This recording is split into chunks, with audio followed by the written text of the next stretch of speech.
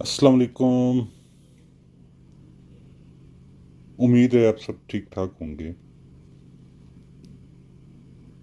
मैं कुछ काफ़ी दिनों से कुछ देख रहा था मेरे कमेंट सेक्शन में, तो काफ़ी लोग क्वेश्चन कर रहे थे ये स्टैम्प पेपर के हवाले से कि इस स्टैम्प पेपर का फ़ायदा क्या है, और ये इस पे लिखे हुए किसी मुआहदे की क्या लीगल वैल्यू है, और क्या इसकी बेसिस पे कोई टाइटल या मलकियत वगैरह कुछ साबित हो सकती है।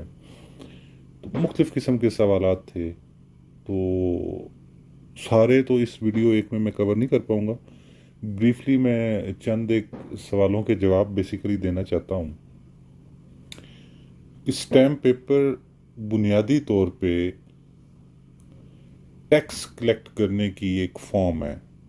जब गवर्नमेंट ने ये सोचा कि सोसाइटी में जब लोग रह रहे होते हैं तो उनको आपस में लेन देन के लिए कुछ तहरीर करने की ज़रूरत पड़ती है, और वो तहरीर अगर किसी ब्लैंक पेपर पे हो तो उसकी कोई ज़्यादा वैल्यू नहीं है और उसकी कोई ऑथेंटिसिटी भी नहीं है। तो ये कॉन्सेप्ट बेसिकली फ़ॉरेन से अडॉप्ट हुआ है। जैसे कि आप ये देख भी रही हैं, स्टैम्प एक्ट जो है ये 1899 का है। तो वहीं से जैसे हमारे सारे लॉज हमने इंपोर्ट किए हैं, और कुछ उस पे जो हमारे हालात के मुताबिक कुछ प्रोविजंस उसमें से मॉडिफाई करके तो हमने वो यहाँ पे नाफिजुल अमल कर दिए हैं। इसी तरह ये भी किया गया। तो कंसेप्ट बेसिकली ये है इसका कि इससे टैक्स कलेक्ट किया जाए, और उसके बदले में जो सिटीजन स्टैम्प पेपर पे अपनी कोई तहरीर लिखते हैं तो उसको एक वैल्यू भी दी जाए, उस डॉक्यूमेंट की एक हैसियत हो जिसे मुतलका जितने भी फोरम है जहाँ पे वो यूज़ हो वो उसको तस्लीम करें, और इस वजह से उसकी जो वो तहरीर है उसकी कोई ऑथेंटिसिटी भी बन सके। इस सिलसिले में गवर्नमेंट ने कुछ फ़ीस शेड्यूल भी रख दिए कि अगर आपने प्रॉपर्टी से की लेन देन से मुतल्लिक कोई मुआहदा तहरीर करना है तो उसकी जो स्टैम्प ड्यूटी है वो 1200 रुपये होगी। 1200 के स्टैम्प पेपर पे आप करेंगे, वो डेफिनेटली अब कंप्यूटराइज स्टैम्प पेपर इशू होते हैं तो वो आप उसी पे वो हो जाएगी। और अगर आपने पावर ऑफ अटार्नी करना है, स्पेशल पावर ऑफ अटार्नी लिखना है तो वो उसकी भी 1000 रुपये है शायद। तो इसी तरह मुख्तलिफ वो है, उस पर एक स्टैम्प ड्यूटी होती है जो वो पे करनी होती है। अब ड्यूटी पे करना बेसिकली उसी मालियत का स्टैम्प ख़रीद लेना, वो इट्सेल्फ ये प्रूफ है कि आपने वो ड्यूटी पे कर दी है। को अलग से उसकी फ़ीस वगैरह कहीं पे सबमिट नहीं होती। अब वो जब आपने ड्यूटी पे कर दी और एक पेपर इशू करवा लिया ब्लैंक, और उस पर कुछ लेन देन कर लिया, तो फिर उसकी अथेंटिसिटी क्यों हो जाती है, और उसमें किस हद तक कोई दो नंबरी के चांसेस रहते हैं। बुनियादी तौर पे असूल ये है कि जब भी आप कोई मुआहदा कर, ये जो मेरी स्क्रीन पे इस लॉ का वो आ रहा है टेक्सचर, तो ये आप इसे इग्नोर कर सकते हैं। बेसिकली ये इस टेक्स्ट के हवाले से बात नहीं कर रहा, मैं जनरल क्वेश्चंस के आंसर दे रहा हूँ। तो बेसिकली रूल ये है कि जिसने भी जो ओनर है, हम प्रॉपर्टी की बात करते हैं। अब मैंने एक प्रॉपर्टी सेल आउट करनी है, तो जनरल जो प्रिवेलिंग रूल है, जो ट्रेंड है, ये जो कस्टम है, वो ये है कि जो भी ओनर होगा वो अपने नाम से स्टैम्प पेपर इशू करवाएगा। वो जाएगा स्टैम्प वेंडर के पास, या स्टाम्प फरोश जिसे कहते हैं। स्टैम्प पेपर को बेसिकली स्टाम्प कहते हैं। मैं अपनी एक पहली वाली वीडियो में इसकी वजाहत कर चुका हूँ इन चीज़ों की, तो मैं इन बेसिक्स पे ज़्यादा वो नहीं करूँगा। तो वो जाता है उसके पास और उससे कहता है कि जी मुझे फ़लाँ मकसद के लिए एक स्टैम्प पेपर चाहिए इतनी मालियत का।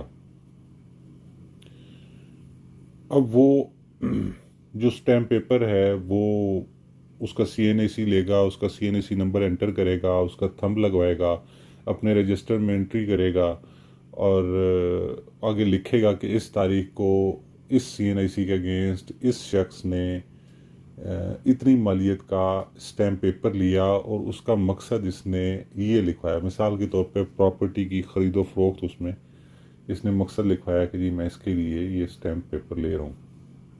अब वो वहाँ से ब्लैंक स्टैम्प पेपर लेके चला गया।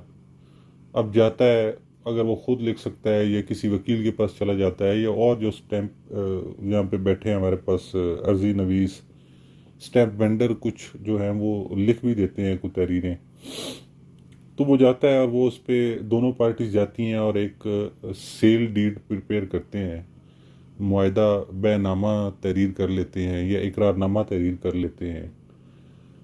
तो उसमें जो उसके कंटेंट्स कानून के मुताबिक होना ज़रूरी है, मेरे इसमें एग्रीमेंट और सेल वाले उस पे कॉन्ट्रैक्ट पे मैंने एक वीडियो बना रखी है ऑलरेडी। कॉन्ट्रैक्ट के जो लाजमात हैं वो पूरे कर दिए, विटनेसेस भी आ गए, उसकी अमाउंट भी तय हो गई और उसने सेल डेट तहरीर कर दी और वो उसने एक प्रॉपर्टी, सर्टन प्रॉपर्टी वो ख़रीद कर ली। तो क्या अब वो सफिशेंट प्रूफ है कि वो ओनर ही कहलाएगा जिसने ख़रीद ली है, या ये काफ़ी है सबूत कि वो उसकी ओनरशिप है?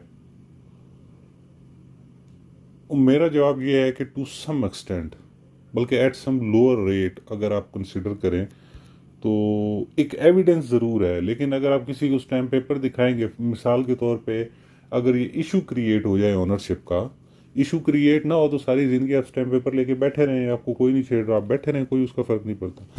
लेकिन अगर इशू क्रिएट हो गया और जिसने बेची है वो कहे कि जी मैंने नहीं बेची, तो फिर आपको वो इस्टेब्लिश करना पड़ेगा कि ये जो मुआहदा है ये वाकई आपके साथ हुआ था, आपने वो पैसे दिए थे और उसके बदले में ये ज़मीन ली थी और ये इसके गवाहान हैं। तो फिर जो कंटेंट्स होंगे, जो तहरीर होगी, उसको साबित करना पड़ेगा उन्हीं गवाहान के थ्रू जो आपने हाशिए में गवाह रखे हैं, जो स्टैम्प पेपर पे जो गवाह हैं वो बयान देंगे। तो अगर आपको ये ऐसे ही साबित करना है तो फिर आपको ये स्टैम्प पेपर लेने की क्या ज़रूरत है? अब मैं बताता हूँ कि इससे फ़र्क क्या पड़ेगा। स्टैम्प पेपर से फ़र्क ये पड़ेगा कि जो आपसे थंब इम्प्रेशन लिया गया था, आपसे नहीं, जिसने बेची आपको ज़मीन, जो उससे थंब इम्प्रेशन लिया गया था, आगे जो उसने मकसद लिखवाया था ज़मीन बेचने का, जिस तारीख को वो स्टैम्प इशू हुआ, जो नंबर उसको अलॉट हुआ, अगर वो स्टैम्प पेपर वही है और वही थंब उसका वेरीफाई करता है और नंबर भी मैच करता है और पर्पस भी वही है जो उसने वहाँ पे लिखवाया था, तो ये एक एविडेंशियरी वैल्यू क्रिएट करता है जो आपके मौक़िफ़ की तायीद करेगा कि वाकई इसने इस मकसद के लिए यही स्टैम्प पेपर इशू करवाया था और बाद अज़ां इस पे ये तहरीर लिखी गई होगी, ये प्रिजम्पशन है। लेकिन एक प्रूफ आपकी हद तक ये हो गया, उसमें आप करेंगे ये कि जब कोर्ट में केस होगा तो आप जो स्टैम्प वेंडर है उसको कॉल करेंगे, वो आके अपना बयान देगा, अपना रिकॉर्ड है जो है वो दिखाएगा कि जी वाकई इसी शख्स ने लिया था, ये इसी का थंब लगा हुआ है और इसी मकसद के लिए लिया था। और बाकी जो गवाह हैं वो कहेंगे जी हमारे रूबरू पैसे भी पे हुए और इसने जो है वो जो प्रॉपर्टी है उसकी पोजीशन भी इसके हवाले कर दी थी। तो इस तरह जाके ये आपका केस साबित हो जाएगा। अब उस जो रिकॉर्ड स्टैम्प वेंडर के पास है उसकी वैल्यू इसलिए है कि स्टैम्प वेंडर को ना ही आपके जानने वाला है ना ही दूसरी पार्टी के जानने वाला है, वो एक सरकार का ऑथोराइज्ड बंदा है जिसे सरकार ने लाइसेंस दिया हुआ है और वो बैठ के वो स्टैम्प सेल कर रहा है, तो उसके रिकॉर्ड से जो स्टैम्प इशू हुआ है वो उसकी वैल्यू इसलिए ज़्यादा है। बाकी कंटेंट्स वो जो आपने लिखे हैं वो सारे आपको अपनी एविडेंस के थ्रू प्रूफ करने पड़ेंगे, लेकिन एविडेंशियरी वैल्यू उसकी ज़रूर होगी। अच्छा, अब इसके कुछ सिर्फ स्टैम्प पेपर पे लिखा जाना काफ़ी नहीं है। एक कानून है रजिस्ट्रेशन एक्ट, मैं इस पे गलबन एक वीडियो बना चुका हूँ पहले, ये चंद एक वीडियोस बना चुका हूँ।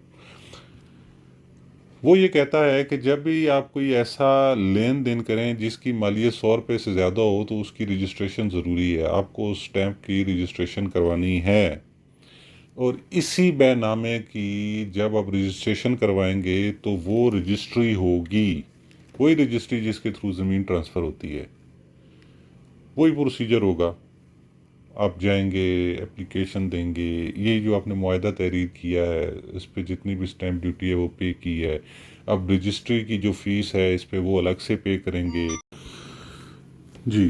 तो वो रजिस्ट्री की फ़ीस आप पे कर देंगे, वहाँ पे विटनेसेस के वो हो जाएंगे, स्टेटमेंट रिकॉर्ड हो जाएगी और वो पक्का काम हो जाएगा। लेकिन अगर आप वो नहीं करते या आपके पास वो ऑप्शन नहीं है, क्योंकि रजिस्ट्री होनी है जिस प्रॉपर्टी के रेलिवेंट उसका रेवेन्यू में रिकॉर्ड ही नहीं है। हो सकता है ना वो स्टैम्प पेपर पे ही हो और नस्ल दर नस्ल स्टैम्प पेपर पे चलती आ रही है और आपने जिससे ली है उसने भी स्टैम्प पेपर पे ली होगी। इस पे मैं एक आगे वीडियो बनाऊंगा कि स्टैम्प पेपर अगर आपके पास है तो उसकी रजिस्ट्री के हवाले से वो कैसे हो सकती है, क्या ऑप्शंस हैं। तो फिर आपको जो कोर्ट में केस करना पड़ेगा तो उस वहाँ पे एस्टेब्लिश करने के लिए इसकी एक एविडेंशियल वैल्यू क्रिएट हो जाएगी। टोटल इसका जो है वो इतना ही स्कोप है स्टैम्प पेपर का। और अगर आप कहें कि नहीं हमने स्टैम्प पेपर पे नहीं लिखना और हम वैसे ही करेंगे और गवाह वैसे ही आ जाएंगे, तो नहीं, क्योंकि कानून बन गया है आपने स्टैम्प ड्यूटी पे करनी है। आपने स्टैम्प ड्यूटी पे कर दी तो उसकी एविडेंशियल वैल्यू है, प्लेन पेपर पे वो वैल्यू नहीं है, ज़बानी मुआहदे पे वो वैल्यू नहीं है, या किसी और तरह से अगर आप इसको करना चाहें स्टैम्प पेपर के बगैर तो आपको स्टैम्प पेपर पे वो करना ही पड़ेगा। ये कानून कहता है, चाहे आपको उसकी वैल्यू की ज़रूरत ना भी हो एविडेंशियल वैल्यू की, तो फिर भी आपने वो ड्यूटी पे करनी है। वो एक किस्म का टैक्स है जो आपने देना है, बदले में आपको वो एक अथेंटिसिटी उसकी मिल रही है। तो ये बेसिकली पूरा कॉन्सेप्ट है स्टैम्प पेपर का। अभी हम यहाँ पे जो मर्जी कहते रहे, स्टैम्प पेपर अगर लिखवा लिया है तो पता नहीं कौन सी तोप हम उस स्टैम्प पेपर से चला लेंगे, और ये एक बड़ा कॉन्सेप्ट बना हुआ है, हर बात पे स्टैम्प पेपर लिख देंगे जी, स्टैम्प पेपर पे लिख देंगे, स्टैम्प पेपर पे लिख देंगे, स्टाम्प लिख देंगे। कुछ भी नहीं है। स्टाम्प को साबित आपने ऑन फुटिंग पे करना है, और वो स्टाम्प पेपर एक दर्जे की एक शहादत है आपके हक में, लेकिन वो कंक्लूसिव पीस ऑफ एविडेंस नहीं है कि आप कहें कि वो स्टैम्प पेपर पे लिखा गया है तो बस काफ़ी है और वो उस पर हो जाएगा, जो हमने लिखा है वो साबित है। नहीं, ऐसा नहीं है। कंटेंट्स आपने गवाहान की रोशनी में, गवाहान के बयान की रोशनी में ही उसके साबित करने हैं, और वो केस करना है, और वो उस पर फिर फर्दर जो भी डिसीजन आएगा कोर्ट का। तो ये ओवरऑल सारी कंसेप्ट है सारा स्टैम्प पेपर का। तो होपफुली स्टैम्प पेपर का जो ये कंसेप्ट था ये ज़रूर क्लियर हो गया होगा। क्वेश्चन इसमें से भी बहुत सारे रहते होंगे, डेफिनेटली रहते हैं। तो मैं फर्दन वक्तन फ़ौक्तन उसकी वो कोशिश करूँगा कि फर्दन हर क्वेश्चन पे एक वीडियो छोटी सी बना दिया करूँ, ताकि आप लोगों के वो सारे सवालों का वो जवाब मिल जाया करे। तो इंशाल्लाह फिर मुलाकात होगी। बहुत शुक्रिया आप सबका। अल्लाह हाफिज़।